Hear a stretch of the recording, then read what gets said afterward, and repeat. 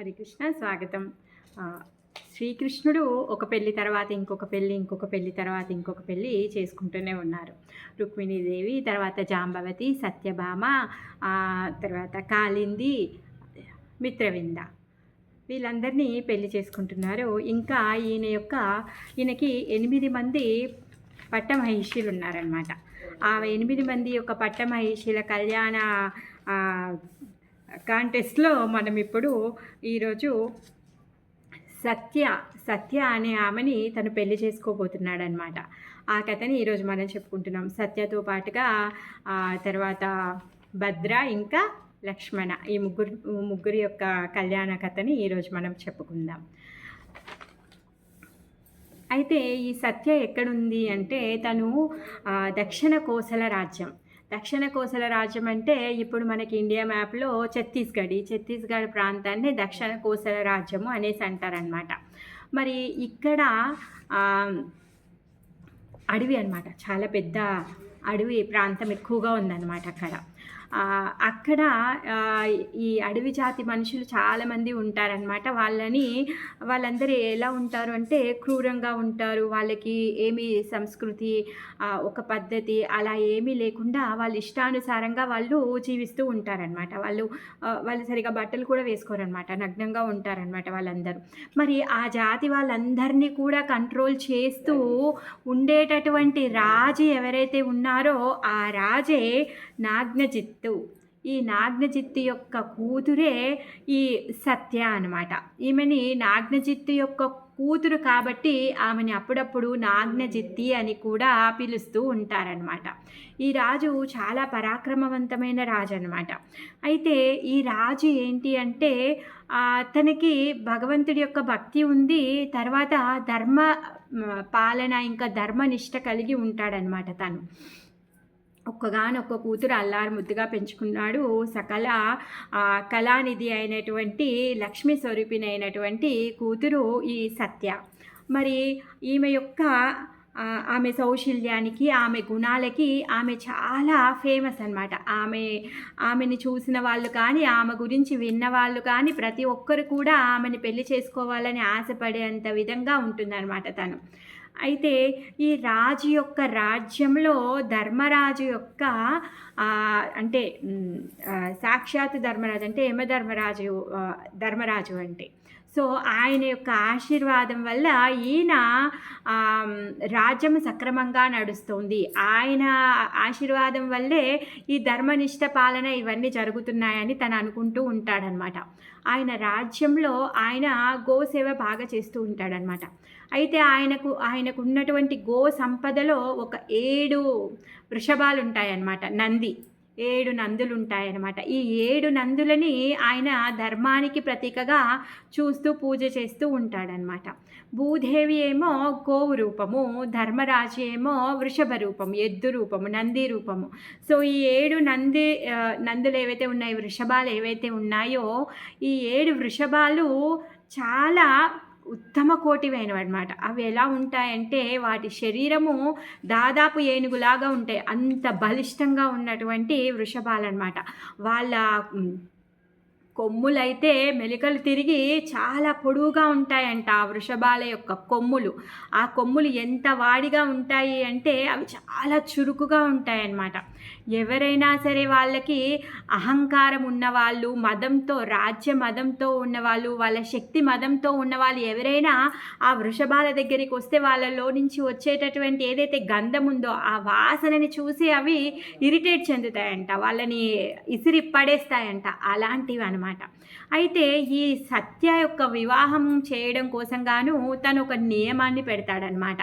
ఆయన రాజ్యంలో ఉన్నటువంటి 7 వృషభాలని ఎవరైతే లొంగ తీసుకుంటారో, ఈ 7 వృషభాలకి ముక్కుతాడు ఎవరైతే వేస్తారో వాళ్ళకి నా కూతురునిచ్చి పెళ్లి చేస్తాను అని చెప్పేసి తను ఒక నియమాన్ని పెట్టుకుంటాడనమాట. అయితే ఈ నియమం తెలిసిన తర్వాత ఎవరైతే ఈ శూరులు, వీరులు, ధీరులు ఎవరైతే ఉన్నారో వేరే వాళ్ళందరూ కూడా వచ్చారనమాట. వచ్చి వాళ్ళ యొక్క శక్తిని వాళ్ళు ప్రదర్శించుకోవాలి అనేసి అనుకుంటున్నారనమాట. ఈయన అనౌన్స్ చేసేశాడు. అనౌన్స్ చేసిన తర్వాత మరి వృషభ రూపంలో ఉన్నటువంటి వీళ్ళని ఎవరు కానీ అస్త్రంతో కానీ శస్త్రంతో కానీ వాళ్ళని ఎదుర్కొనలేరు. ఎందుకంటే గో హత్య పాపం అవుతుంది కాబట్టి. అందుకని చెప్పేసి వాళ్ళు ఓడిస్తే వాళ్ళ యొక్క శక్తి ద్వారా మాత్రమే వాళ్ళు ఆ వృషభాలను ఓడించి ముక్కుతాడు వేయాలి. లేకపోతే ఇంకొక దారే లేదు. వృషభాన్ని చంపలేరు. అలా అని శస్త్రం చూయించో, ఆయుధం చూయించో, బత్యం చూయించో కూడా దాన్ని బెదిరించలేరు.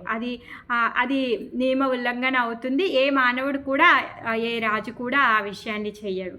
మరి ఎవరైతే ఈ పరాక్రమం అంటే వీళ్ళతో యుద్ధం చేసేవాళ్ళు, బల్లంతో యుద్ధం చేసేవాళ్ళు, వీళ్ళు ధీరులుగా ఉంటారు కదా, వాళ్ళందరూ అనుకుంటారంటే చూడడానికి ఏనుగుల్లా ఉన్నాయి, ఈ వృషభాలను ఓడించడం కష్టం కదా అని చెప్పి అలా కొంతమంది రాలేరు. కాకపోతే ఎవరైతే బలిష్ఠిగా ఉన్నటువంటి రాజులు ఉన్నారో వీళ్ళు ఏం చేస్తూ ఉంటారంటే మల్ల యుద్ధంలో నిపుణులు ఉన్నటువంటి ఈ భూమండలంలో ఉన్నటువంటి మల్ల యోధుల రాజులు ఎవరైతే ఉన్నారో ఈ రాజులందరూ కూడా, ఈ మల్ల యోధులుగా ఉన్న వాళ్ళందరూ కూడా వచ్చి వృషభాలని లొంగ తీసుకోవాలని ప్రయత్నించారంట.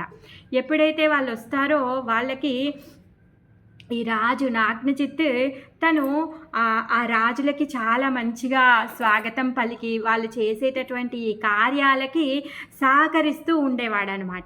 మరి వీళ్ళందరూ ఏమనుకునేవాళ్ళు అంటే, ఎందుకంటే గొప్ప మల్ల యుద్ధులు అనమాట, వాళ్ళకు ఉన్నటువంటి శక్తి మీద వాళ్ళకి చాలా కాన్ఫిడెన్స్ అనమాట. సో ఏముందిలే, ఎద్దే కదా, ఆ కొమ్ము విరిచేసి దాన్ని లొంగ తీసుకుంటే సరిపోతుందిలే అని చెప్పేసి ఆ ఉద్దేశంతో వీళ్ళు వచ్చేవాళ్ళు అనమాట. అలా వచ్చేవాళ్ళు ఇంకా ఈ రాజు ఏం చేసేవాడంటే వచ్చిన వాళ్ళందరికీ కూడా మంచిగా ఆహ్వానం పలికి వాళ్ళకి బసని ఏర్పాటు చేసి వాళ్ళకి మంచి ప్రసాదాన్ని, ఆతిథ్యాన్ని అంతా ఇచ్చి, ఎప్పుడైతే వీళ్ళు ఏదైతే ఆ రంగస్థలం ఉంటుందో, ఆ మల్ల యుద్ధ రంగస్థలం, ఆ రంగస్థలం మధ్యలో 7 వృషభాలు ఉంటాయి. వీళ్ళు వెళ్ళి వాటిని లొంగ తీసుకోవాలి. అప్పుడంట ఈ రాజు వీళ్ళకి మంచి మందపాటి కవచం ఇచ్చేవాళ్ళంట, ఒక హెల్మెట్ ఇచ్చేవాళ్ళంట. ఎందుకంటే ఆ వృషభాలని లొంగ తీసుకునేటప్పుడు వీళ్ళకి గాయాలు తలుగుతాయి కదా, అందుకని చెప్పేసి వాళ్ళ రక్షణార్థమే అన్ని సక్రమంగా ఏర్పరిచేవారంట. ఇంకా ఎమర్జెన్సీకి అంబులెన్సు, ఒక ఎమర్జెన్సీ డాక్టరు, ఇవన్నీ కూడా సదుపాయాలన్నీ ఏర్పరిచి పెట్టేవాళ్ళనమాట. ఈ రాజులు రావడము, వృషభాలతో పోరాడడము, వృషభాలని లొంగ తీసుకోకపోవడము, ఆ వృషభాలు పొడిచితే ఈ మందపాటి కవచాలు ఏవైతే ఉన్నాయో ఆ కవచాలు కూడా చీల్చబడేటివంట. ఆ విధంగా వాళ్ళకి చేతులకి, కాళ్ళకి దెబ్బలు తలిగేవి, ఒక్కొక్కరికి తలకి దెబ్బలు తలిగేవి. ఆ విధంగా బాగా గాయపడే వాళ్ళు అనమాట. వాళ్ళని ఎమర్జెన్సీకి మళ్ళీ వాళ్ళకి ట్రీట్మెంట్కి పంపించేవాడు. వాళ్ళని మళ్ళీ ఓదార్చి వాళ్ళకి ధన్యవాదాలు చెప్పి వాళ్ళకి సపర్యలు చేసి వాళ్ళకి వీడుకోలు చేసి పంపిస్తూ ఉండేవాడు అనమాట నాగ్నజిత్తు. ఈ విధంగా కొనసాగుతూనే ఉంది. ఆ వృషభాలకు కూడా అలవాటైపోయింది. ఎవరైతే తాడు తీసుకొని ఆ రంగంలోకి దిగుతారో వాళ్ళతో ఎలాగో ఆ వృషభాలు పోరాడుతూనే ఉంటాయన్నమాట. ఆ విధంగా ఎవరు కూడా ఇప్పటివరకు అసలు వాటిని లొంగ తీసుకోవడానికి రాలేదన్నమాట. మరి ఈ నాగ్నచిత్తి కూడా కృష్ణుడి గురించి చాలా వినింది. కృష్ణుడు దివ్య మంగళ స్వరూపుడు. ఆయన చేసినటువంటి కార్యాలు ఎంతో అంతా అసలు మొత్తం భూమండలం అంతా వ్యాపించాయి. ఆయన చేసినటువంటి కార్యాలు పరమ అద్భుతమైన కార్యాలు.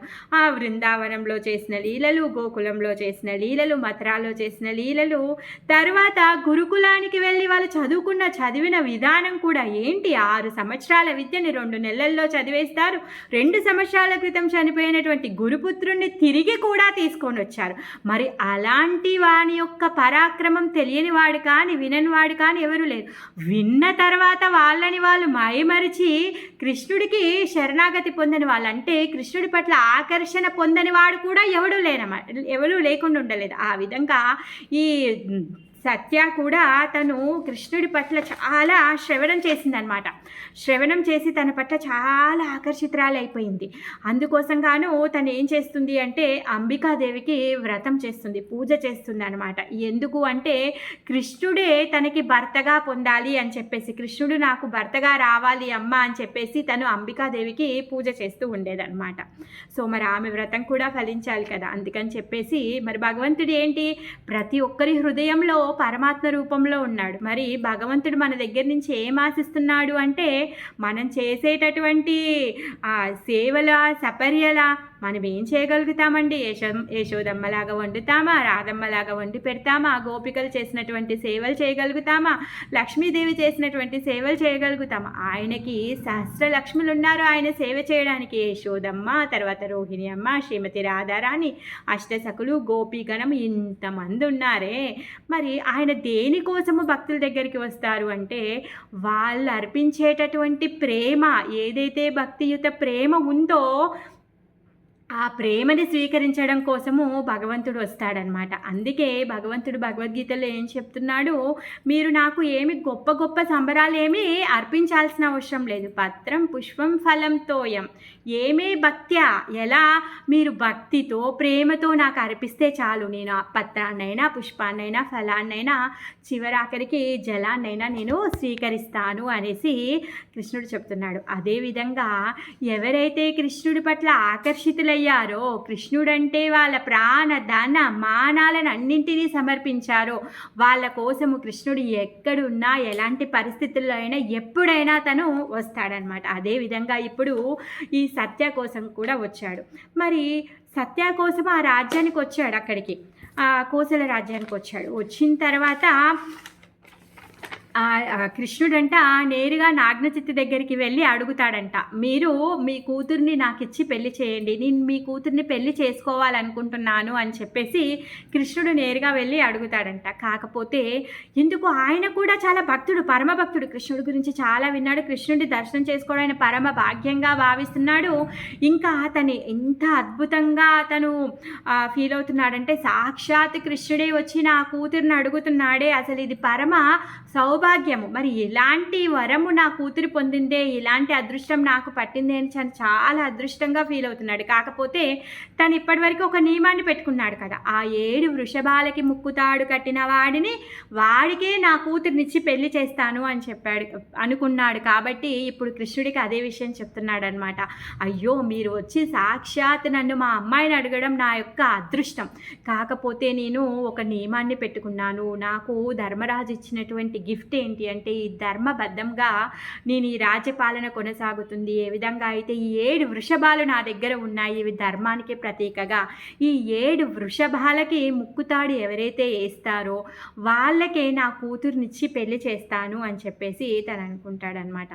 ఎందుకు తన కూతురులో ఉన్నటువంటి లక్షణాలకి తగ్గటువంటి అల్లుడు రావాలని కోరిక. అందుకే సామాన్యమైన వాడు కాకుండా ఆ 7 వృషభాలకి ముక్కుతాడు వేయగలిగేటటువంటి పరమ వీర పరాక్రమవంతుడికే కూతుర్నిచ్చి పెళ్లి చేయాలి అనుకున్నాడు. అందుకు కానే తను ఆ నియమాన్ని పెట్టుకున్నాడనమాట.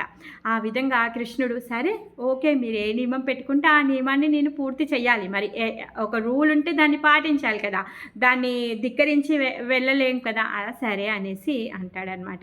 ఆ విధంగా కృష్ణుడు ఆ నెక్స్ట్ డే ఇంకా అక్కడ ఈ వృషభాలు ఉన్నటువంటి ఆ రంగస్థలంలోకి దిగుతాడనమాట.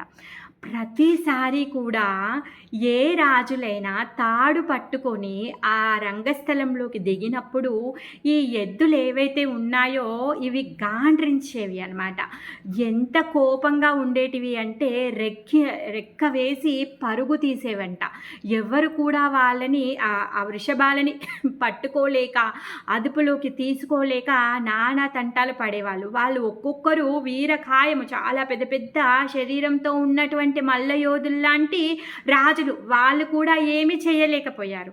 ఇప్పుడు ఈ క్షణము కృష్ణుడు అక్కడ అడుగు పెట్టగానే కృష్ణుడు అంటాడనమాట నాగ్నచిత్తుతో, సరే ఓకే నాకు ఒక తాడునివ్వండి అనేసి. అంటే నాగ్నచిత్ అంటాడు, మీకు 7 వృషభాలని కట్టడానికి మీకు 7 తాళ్ళు కావాలా అనేసి అడుగుతాడు. అప్పుడు కృష్ణుడు అంటాడు, అవసరం లేదు, ఒక పొడుగైన తాడు ఒకటి ఇస్తే చాలు అనేసి తను అంటాడనమాట. ఆ విధంగా ఆ తాడు తీసుకొని ఆ రంగంలోనికి దిగినప్పుడు కూడా ఈ వృషభాలంట ఏమీ అనట్లేదంట. ఆ వృషభాలన్నీ ఏ విధంగా ప్రవర్తిస్తున్నాయి అంటే, ఇతను మాకు తెలుసు, మా కోసమే తను వచ్చాడు, మమ్మల్ని ప్రేమించేవాడు మా కోసం వచ్చాడు అన్నంత విధంగా చెవులు నిక్కపొడుచుకొని తోకని ఎత్తి చాలా సంతోషంగా కేరింతలు వేస్తున్నాయంట ఈ వృషభాలు.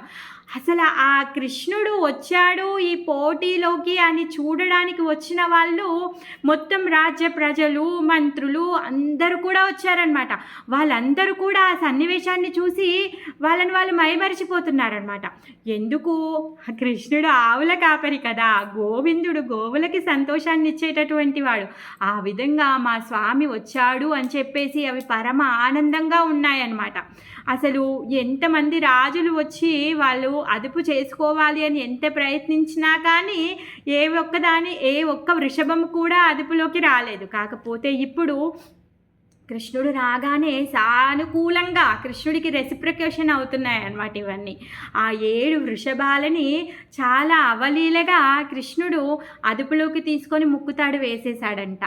ఏ ఏ కృష్ణుడంట 7 వృషభాలని ముక్కుతాడు వేయడానికి తనను తానుగా 7 రూపాలుగా తను అక్కడ రూపాంతరం చెంది ఆ 7 వృషభాలకి ముక్కుతాడేస్తాడనమాట. తాడు వేసి తను ఏదైతే ఆ కోర్టు ఉంటుంది కదా, ఆ కోర్టు చుట్టూ 7 ప్రదక్షిణలు చేస్తూ ఉంటాడంట, తిరుగుతూ ఉంటాడనమాట. అప్పుడు ఈ వృషభాలు కృష్ణుడు వెనకే తిరుగుతూ ఉంటాయంట. ఎలా చూడ్డానికి ఎలా ఉంది అంటే ఆ వృషభాలని ఆయన వెనక వశం చేసుకొని ఆయన చుట్టూ తిప్పుకుంటున్నట్టుగా కనిపిస్తుందంట. చిన్నపిల్లోడు చెక్క బొమ్మలకి తాడు కట్టి వాడు వెనక గుంజుకొని వెళ్తే తిరుగుతూ ఉంటారు కదా, ఆ విధంగా ఈ వృషభాలు తిరుగుతూ ఉన్నాయంట. కృష్ణుడేమి వాటికి ఆజ్ఞాపించలే, కాకపోతే ఆ వృషభాలు స్వయంగా వాటి హృదయంలో భగవంతుడి యొక్క స్పర్శ తలిగి పరమ దివ్య ఆనందాన్ని పొందాయి అన్నమాట. ఆ విధంగా కృష్ణుడే మా స్వామి, ఇప్పుడు ఇన్ని రోజులకి మా స్వామిని మేము కలుసుకున్నాము అని చెప్పేసి పరమ ఆనందంగా ఉన్నాయి. ఆ విధంగా కృష్ణుడు వెనకే ఆ వృషభాలన్నీ తిరుగుతూ ఉన్నాయన్నమాట. ఈ సన్నివేశాన్ని చూసినటువంటి నాగనచిత్త చాలా పరమ సంతోషిస్తాడనమాట. ఇంకా కృష్ణుడికి చెప్తాడు, ఏమంటాడు అంటే ఈ ధర్మానికి ప్రతీక అయినటువంటి 7 వృషభాలు ఏవైతే ఉన్నాయో ఈ 7 వృషభాలను నేను మీకు బహుమతిగా ఇస్తున్నాను అనేసి చెప్తాడనమాట. తర్వాత సత్య వచ్చేసి వరమాలని వేస్తుంది. అంగరంగ వైభవంగా నాగనచిత్తు మొత్తం రాజ్యమంతా పిలిచి చాలా గొప్పగా పెళ్ళిని చేస్తాడనమాట. చాలా గొప్ప రాజు, పరాక్రమవంతుడు, చాలా ధనవంతుడు కూడా. మరి అలాంటి రాజు కూతురికి పెళ్లి చేస్తున్నాడు. ఇప్పటివరకు కృష్ణుడు చేసుకున్నటువంటి పెళ్ళిలేవి కూడా అమ్మాయి వాళ్ళ ఇంటి దగ్గర అవ్వలేదు. ఎత్తుకొని రావడమో, గొడవ పడడమో, లేకపోతే ఏదో ఒకలాగా అయిపోతూ ఉన్నాయి అవి. వాళ్ళని తీసుకొని వచ్చి ద్వారకాలోనే పెళ్లి చేసుకుంటున్నాడు. కానీ ఏ అమ్మాయి వాళ్ళ ఇంట్లో ఇప్పటివరకు పెళ్ళి అవ్వలేదు. ఇది ఫస్ట్ పెళ్ళి అమ్మాయి వాళ్ళ ఇంట్లో పెళ్ళి అవుతుందన్నమాట. అంగరంగ వైభవంగా చేస్తున్నాడు. ఆకాశంలో నుంచి దేవతలు పుష్పవృష్టి కురిపిస్తున్నారు. ఆ గంధర్వులు తర్వాత ఎవరైతే అప్సరసలు వీళ్ళందరూ నృత్యం చేస్తున్నారు, పాటలు పాడుతూ ఉన్నారు. చాలా పరమ అద్భుతంగా ఉందన్నమాట. ఆ రాజ్యంలో ఉన్నటువంటి ప్రజలందరూ కూడా మా రాజకుమారి పెళ్ళి అని చెప్పేసి వాళ్ళు కూడా వాళ్ళ శక్తానుసారంగా కానుకలు తెచ్చి అక్కడ ఉన్నటువంటి వీళ్ళిద్దరికీ సమర్పిస్తున్నారనమాట. కృష్ణుడు ఎప్పుడైతే ఇక్కడికి వస్తున్నాడో, ఈ నాగనచిత్త రాజ్యానికి వస్తున్నాడో, కోసల రాజ్యానికి వస్తున్నాడో, అప్పుడు ఆయనతోని అర్జునుడిని ఇంకా సాత్యకిని ఇద్దరిని కూడా తీసుకొని వస్తాడనమాట. అర్జునుడేమో తోడుకొచ్చాడు, సాత్యకేమో రథం నడిపించుకుంటూ వచ్చాడు. మరి పెళ్ళి అయ్యింది, అంతా అయ్యింది. మరి పెళ్ళి అవ్వడానికి టైం పడుతుంది కదా, ఒక రోజులో 1 గంటలో కాదు కదా. అంత పెద్ద అంగరంగ వైభవంగా పెళ్ళి అయ్యేంత లోపు ఇప్పటి వరకు ఓడిపోయినటువంటి ఎంతమంది రాజులైతే ఉన్నారో వాళ్ళందరూ ఏం చేశారు, ఆ వృషభాల చేతిలో గాయమైపోయారు. చేతులు పోయాయి, ఒకరికి కాళ్ళు విరిగాయి, తలలు విరిగాయి, ఎంత గాయపడ్డారు. వాళ్ళందరూ కూడా బాగా పగని నింపుకున్నారనమాట. వాళ్ళ మనసులో నింపుకొని ఇప్పుడు ఆ అమ్మాయికి పెళ్ళి ఫిక్స్ అయిపోయింది, ఇంకా ఫైనల్ అయిపోయింది, పెళ్ళి అయిపోతుంది అని చెప్పేసి వాళ్ళందరూ గుమ్ముకూడి ఏం చేస్తూ ఉంటారంటే, ఈ కృష్ణుడు సత్యాన్ని తీసుకొని ద్వారకాకి వెళ్ళే దారిలో వాళ్ళందరూ ఏదైతే ఒక గన్గోర అడవి వస్తుందన్నమాట. ఆ అడవిలో వాళ్ళ మొత్తం చతురంగ సైన్యంతో పాటుగా అడవిలో దాక్కుంటారు అందరూ. చెట్టుకి పుట్టకి కొమ్మకి అందరూ దాక్కొని వీళ్ళు వచ్చేదానికి ఎదురు చూస్తూ కాపు కాచి ఉంటారనమాట. ఎలానైనా సరే విన్ని కొట్టాలి, ఆ పిల్లని ఎత్తుకొని వెళ్ళాలి అని చెప్పేసి వాళ్ళందరూ ఒక పన్నాగం కాస్తారనమాట. సో మరి నాగనచిత్త ఏం చేస్తున్నాడు అంటే తనకి సత్యకి కట్నం కిందిగా 10,000 ఆవులను ఇచ్చాడంట. ఆ ఆవులకన్నింటికీ కూడా ఈ 7 వృషభాలతో పాటు 10,000 ఆవులు. ఆ ఆవుల మెడల్లో ప్రతి ఒక్క ఆవుకి కూడా బంగారు నగలు, బంగారు హారము, ముత్యాల హారము ఉందంట. తర్వాత 3,000 దాసీ జనం వెళ్తున్నారంట. 9,000 ఏనుగులు ఉన్నాయంట, 9,00,000 రథాలున్నాయంట, తర్వాత 90,00,000 గుర్రాలున్నాయంట, 9,00,00,000 సేవకులున్నారంట. వీళ్ళందరినీ కూడా వరకట్నంగా ఇచ్చి పంపిస్తున్నాడు కృష్ణాని ఇంకా సత్యాని. ఆ విధంగా తనకు అదేమి పెద్ద గొప్ప భారం అనిపించలేదంట. తండ్రికి కూతురికి ఇవ్వడం కోసము తను చాలా సంతోషంగా ఈ కట్నాన్ని అంతా ఇచ్చి కూతుర్ని అల్లుడిని సాగనంపుతున్నాడు అనమాట. ఆ విధంగా వీళ్ళు అడవి గుండా వెళ్తూ ఉంటే అక్కడ వీళ్ళందరూ అటాక్ చేస్తారనమాట. అటాక్ చేసినప్పుడు అర్జునుడు ఏమంటాడు అంటే, బావా నువ్వు కూర్చో, ఇప్పుడే పెళ్లి చేసుకున్నావు, నీకెందుకు పని, నేను చూసుకుంటానులే అనేసి అంటాడంట అర్జునుడు. అప్పుడు సాత్యకి అంటాడంటే, ఎందుకు, అర్జునుడి దగ్గర విలువిద్య నేర్చుకున్నాడు కదా, మీరెందుకు కష్టపడతారండి, నన్ను అనండి, నేను వెళ్ళి వీళ్ళందరినీ ఒక ఏటేసి వస్తాను అని సాత్యకి అంటాడంట. అప్పుడు అర్జునుడు అంటంట, లేదు లేదు, మీరు ద్వారకా నుంచి వచ్చారు, వద్దు వద్దు, మీరిద్దరు అక్కడ కొత్త పెళ్లి కొడుకు పెళ్లి కూతురు కూర్చొని ఉంటారు, మీరు కూడా వేచి ఉండండి, నేను ఉన్నాను కదా అనేసి అర్జునుడు ఆ విధంగా కృష్ణుడి సహాయార్థమని తన గాంధీవాన్ని తీసి వాళ్ళందరినీ కూడా ఏటేసేస్తాడనమాట. కొంతమంది గావు కేక పట్టి చనిపోయారంట, కొంతమంది కాళ్ళు విరిగిపోయాయి, చేతులు విరిగిపోయాయి, కొంతమంది అసలు చూసి ఆ టంకారం ఏదైతే ఉందో గాంధీవ టంకారానికి భయపడి అక్కడి నుంచి తప్పించుకొని పారిపోయి వెళ్ళిపోయారనమాట. ఆ విధంగా వీళ్ళందరూ ద్వారకాలోకి ప్రవేశిస్తారనమాట. ద్వారకాలో ఉన్న వాళ్ళకి అలవాటైపోయింది, కృష్ణుడు అక్కడగా వెళ్తాడు, ఇద్దరుగా వస్తారు. సో ఆల్రెడీ ఇప్పుడు పెళ్ళి అయిపోయింది, ఇప్పుడు పెళ్ళి చేయాల్సిన అవసరం ఇప్పుడు అక్కడ ఏం లేదు. ఇప్పుడు ఏంటి అంటే రిసెప్షన్ చేయాలి. సో ఇప్పుడు మళ్ళీ కూడా అందరూ కలిసి ఒక పెద్ద వేడుకను చేస్తున్నారు. వాళ్ళు వచ్చేటప్పుడు ద్వారక అంగరంగ వైభవంగా అలంకరించబడింది. రోజు నిత్యము కళ్యాణం చేసుకుంటాడు స్వామి. సో వీళ్ళకి చాలా గొప్ప ఘనంగా స్వాగతం చెప్పబడింది. మూదిక అనేసి అంటారు కదా, కొత్త కోడలు ముఖం చూసి అందరు గిఫ్ట్స్ ఇస్తూ ఉంటారు. ఆ విధంగా సత్య యొక్క ముఖాన్ని చూసి ప్రతి ఒక్కరు కూడా వాళ్ళ శక్తానుసారంగా వాళ్ళకి కానుకలను అర్పించి అందరూ చాలా దివ్యమంగళ స్వరూపమైన కృష్ణుని దర్శనం చేసుకొని అక్కడి నుంచి మంచి ఫీస్ట్ తిని అందరూ వెళ్ళిపోయారనమాట. ఈ విధంగా సత్య పెళ్ళి అయిపోయింది. తర్వాత భద్ర. మరి భద్ర ఎవరు అంటే వసుదేవుడి యొక్క చిన్న చెల్లి ఉందన్నమాట. ఆమె పేరు శృతకీర్తి. ఆ శృతకీర్తి యొక్క కూతురే ఈ భద్ర. మరి శృతకీర్తి అంట ఆమె పెళ్ళయిన తర్వాత అన్నకి కొడుకు పుడతాడని తెలుసు, అది ఫిక్స్ అయిపోయింది కదా. అందుకే అన్న కొడుకుకి నా కూతురునిచ్చి పెళ్లి చెయ్యాలి అని పిల్లలు పుట్టకముందే తను కన్ఫర్మ్ ఆమె చేసేసుకుంది. ఆమె నాకు కూతురు కంపల్సరీ మా అన్న కొడుకుకే ఇచ్చి పెళ్లి చేస్తానని తను ఫిక్స్ అయిపోయిందనమాట.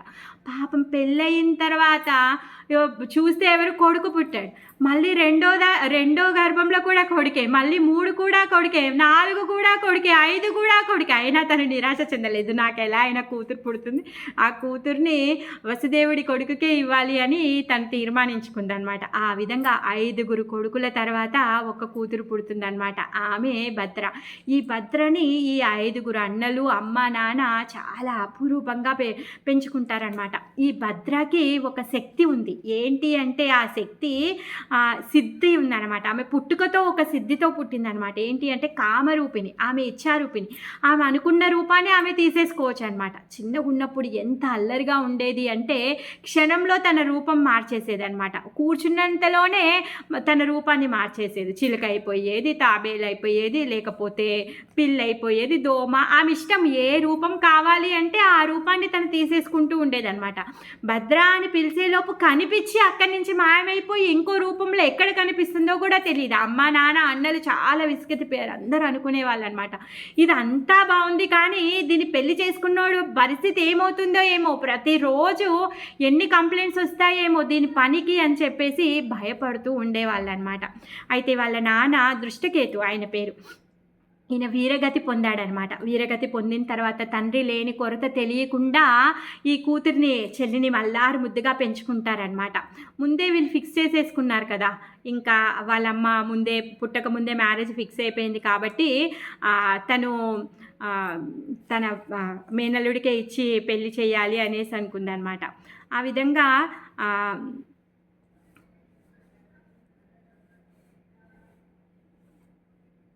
ఒకరోజు కృష్ణుడు వచ్చేస్తాడనమాట ఆమెని పెళ్లి చేసుకోవడం కోసం గాను. ఆహ్, అయితే కృష్ణుడు ఏంటి అన్ని సిద్ధులకి మూల కారణం. ఆయన సిద్ధుల ముందు ఏది కూడా పనిచేయదు. మరి సత్యకున్నటువంటి సిద్ధి కృష్ణుడి ముందు ఏమైనా పనిచేస్తుందా? ఏం పనిచేయదు. అంటే పని చేస్తుంది. ఆమె కావాలంటే ఆమె సిద్ధిని ఉపయోగించుకోవచ్చు. కాకపోతే ఆమె ఒకవేళ ఒక రూపాన్ని తీసుకుందనుకోండి, అప్పుడు ఆ రూపంలోనే ఉంటుంది. ఇంకో రూపంలో ఉండలేదు. తన దగ్గర ఆసక్తి లేదు. కృష్ణుడు అలా కాదు. ఒకవేళ తను చీమ రూపం తీసుకున్నా చీమలాగా, దోమ రూపం తీసుకున్నా దోమలాగా, తర్వాత పరమాత్మ రూపంలోను, తర్వాత కృష్ణుడులాగా ఆయన అన్ని రూపాల్లో కూడా తనని తాను రూపాంతరం చెందించుకోగలిగేటటువంటి శక్తి తనకుంటుందన్నమాట. ఆ విధంగా తను ఎలా అంటే బ్రాహ్మణ పద్ధతిలో ఇప్పుడు వీళ్ళ పెళ్ళి జరగబోతుందనమాట. అంటే మొత్తం కుటుంబ సభ్యులతో పాటుగా దేవకి వసుదేవులు ఇప్పటివరకు ఏ పెళ్ళికి రాలేదు. ఇప్పుడు దేవకి వసుదేవులు, ఊరు పెద్దలు, ఏమంటారు రాజ్యంలో ఉన్నటువంటి మంత్రులు, ఉగ్రసేనుల వారు ప్రతి ఒక్కరూ కూడా అందరూ చాలా వైభవంగా ఊరేగింపుగా బారాత్ తీసుకొని వీళ్ళ దగ్గరికి వచ్చి ఇక్కడ ఉండి వాళ్ళ ఆతిథ్యాన్ని స్వీకరించుకొని అక్కడ భద్రాని పెళ్ళి చేసుకొని ఆమెను స్వీకరించి తిరిగి ద్వారకాకి వెళ్తారనమాట. ఆ విధంగా భద్రతో కళ్యాణం అవుతుంది. ఈ భద్ర పేరు భద్రానే కదా. మరి ఆల్రెడీ ఇద్దరన్నల ముద్దుల చెల్లి సుభద్ర, ఆ సుభద్రమ్మ అని వీళ్ళిద్దరు ఎప్పుడు భద్ర అని పిలిచేవారనమాట. బలరాముడు భద్ర అని పిలిస్తే పాపము సుభద్ర ఇంకా భద్ర ఇద్దరు వస్తున్నారంట. అందుకని చెప్పేసి భద్ర వచ్చిన కానించి సుభద్రని సుభద్ర అని పిలవడం మొదలుపెట్టారంట వీళ్ళు. ఆ విధంగా భద్రతో కూడా కళ్యాణం అయిపోయింది. ఇంకా 8వ పట్టరాణి అయినటువంటి లక్ష్మణ, ఈమె మద్ర రాజ్యం యొక్క రాజు యొక్క కూతురు అన్నమాట. ఈమె చాలా ఏమంటారు సంగీత కళ కలిగినటువంటిది అనమాట. వీణ చాలా బాగా తను వాయిస్తూ ఉంటుందన్నమాట. ఈమె కూడా కృష్ణుడి గురించి చాలా విన్నది. ఎంత విన్నది అంటే తనను తాను కృష్ణుడికి అర్పించేసుకుందనమాట. మరి అలాంటి పరాక్రమవంతుడైనటువంటి కృష్ణుడికి ఇచ్చి పెళ్లి చెయ్యాలి అంటే ఎలాంటి స్వయంవరాన్ని రచించాలి అని చెప్పేసి తండ్రి మద్ర ఆలోచించి ఒక మత్స్య యంత్రాన్ని ఏర్పరుస్తాడనమాట. ఆ మత్స్య యంత్రాన్ని ఎవరైతే ఛేదిస్తారో వాళ్ళకే కూతుర్నిచ్చి పెళ్లి చేస్తాను అని చెప్పేసి తను అనుకుంటాడనమాట. ఏ విధంగా అయితే ద్రౌపది స్వయంవరంలో మత్స్య యంత్రం ఉందో ఆ మత్స్య యంత్రానికి ఇంకా కొంచెం క్లిష్టమైంది అనమాట, అడ్వాన్స్డ్ అనమాట. సో అలాంటి మత్స్య యంత్రాన్ని రూపొందిస్తారనమాట. ఈ ఈ ఈ స్వయంవరానికి జరాసంధ, దుర్యోధన, తర్వాత శిశుపాల వీళ్ళందరూ కూడా వస్తారంట. ఎవరైతే దుష్టులు ఉన్నారో వీళ్ళందరూ కూడా వస్తారంట. వాళ్ళందరూ వస్తారు కానీ ఆ మత్స్య యంత్రాన్ని ఛేదించలేకపోతారనమాట. భీముడు, ధర్మరాజు, అర్జునుడు వీళ్ళందరూ కూడా వస్తారంట. అర్జునుడు కూడా ట్రై చేస్తాడు కానీ చేపకి తలిగే విధంగా కొట్టగలుగుతాడు కానీ చేప యొక్క కన్నులో బాణం వేయలేకపోతాడంట. ఆ విధంగా చివరికి కృష్ణుడు ఎంట్రీ అవుతుందన్నమాట. కృష్ణుడు వచ్చేసి ఈ మత్స్య యంత్రాన్ని భేదిస్తాడు.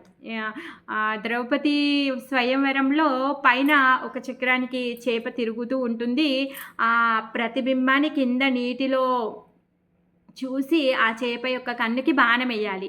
మరి ఈ లక్ష్మణ యొక్క స్వయంవరంలో ఏం చెయ్యాలి అంటే మత్స్యయంత్రం అలానే ఉంటుంది కానీ ఇదంతా కూడా పరదా వెనుక జరుగుతూ ఉంటుందన్నమాట. ఒక తెర కట్టబడి ఉంటుందన్నమాట. ఆ తెరలో నుంచి చూసి ఆ మత్స్యయంత్రాన్ని భేదించాలి అనమాట. కృష్ణుడు అవలీలగా బాల్య క్రీడగా ఆ మత్స్యం యొక్క కన్నుని ఛేదించేస్తాడనమాట. ఎందుకు అంటే భద్ర కూడా తనని తాను లక్ష్మణ కూడా తనని తాను కృష్ణుడికి అర్పించుకుందనమాట. ఎవరు ఎక్కడ కృష్ణుణ్ణి నేను నీ దాన్ని అని అనుకోవడమే ఆలస్యం. కృష్ణుడు వచ్చి స్వీకరిస్తాడనమాట. ఎందుకు భగవంతుడు ఒక్కడే ఆనందాన్ని అంటే తను ఒక్కడే ఎంజాయ్ చేయగలిగేటటువంటి వాడు. ఆయన ఒక్కడే సేవని తీసుకోగలిగేటటువంటి అర్హత తనకుంది. మిగిలిన వాళ్ళందరూ కూడా భగవంతుడి యొక్క భృత్యులు. ప్రతి ఒక్కరు కూడా ఆయనకి సేవ చేయడం కోసంగానే ఉన్నారనమాట. ఆయన ఒక్కడే పురుషుడు, ఆయన ఒక్కడే ఆది పురుషుడు. మిగిలిన వాళ్ళందరూ కూడా స్త్రీలే. ఆయన ఆనందం కోసం కానే ఉన్నవాళ్ళనమాట. అది పురుష శరీరమైనా, స్త్రీ శరీరమైనా, పిల్లోడైనా, పిల్లైనా, ముసలి వాళ్ళైనా, ఎవరైనా సరే భగవంతుడికి తమని తాము అర్పించుకుంటున్నాము అంటే భగవంతుడు తప్పగా వచ్చి వాళ్ళని స్వీకరిస్తాడనమాట. అందుకే భగవంతుడు అనంత గుణనిధి అనేసి అంటారు. ఆయనకున్నటువంటి అనంతమైనటువంటి కరుణ ఏదైతే ఉందో అది దేనితో కూడా పోల్చలేము. ఎందుకు? ప్రతి ఒక్కరికి కూడా అందుబాటులో ఉండేటటువంటి పరమాత్మ. మనము ఆయనని గుర్తించలేము, కానీ ఆయన మనకి చాలా దగ్గరలో ఉన్నారు. అందుకే మనం ఏది కావాలంటే అది సమకూరుస్తూ ఉంటాడనమాట. సో ఆ విధంగా ఆయన యొక్క కరుణని ప్రతి ఒక్కరికి కూడా పంచుతూ ఉంటాడు. ఆయనని మనం మర్చిపోయాం, కానీ ఏ సమయంలోనైనా మనం గుర్తుపెట్టుకొని తనని పిలుస్తాము అని చెప్పేసి తను మన దగ్గరే అంటిపెట్టుకొని ఉన్నారు. అంతేకాని మనని వదిలి వెళ్ళడానికి తను సిద్ధంగా లేరు. మనం మానవ శరీరంలో ఉన్న, కుక్క శరీరంలో ఉన్న, నక్క శరీరంలో ఉన్న, దోమ, చీమ, బల్లి ఏ శరీరంలో ఉన్నా కూడా మనని వదిలిపెట్టి తను ఉండనే ఉండడు. కాకపోతే మనం ఏమనుకుంటాం? బల్లిని చూసినా, పందిని చూసినా అసహ్యించుకుంటాం. అవునా కాదా? ఆ పందిని చూస్తే అచ్చి పంది అనుకుంటాం. కానీ కృష్ణుడు అలా కాదు. ఆ పంది రూపంలో మనం ఉంటే కూడా కనీసం ఎప్పుడైనా నా వంక చూస్తాడు, నా పుత్రుడు, నా పుత్రిక అని చెప్పేసి తను ఎదురు చూస్తూ ఉంటాడనమాట. అలాంటి పరమ కరుణామయి శ్రీకృష్ణుడు. సో ఆ విధంగా ఆయన 8 పట్టణాల యొక్క పెళ్ళిళ్ళు కంప్లీట్ అయ్యాయి. హరే కృష్ణ.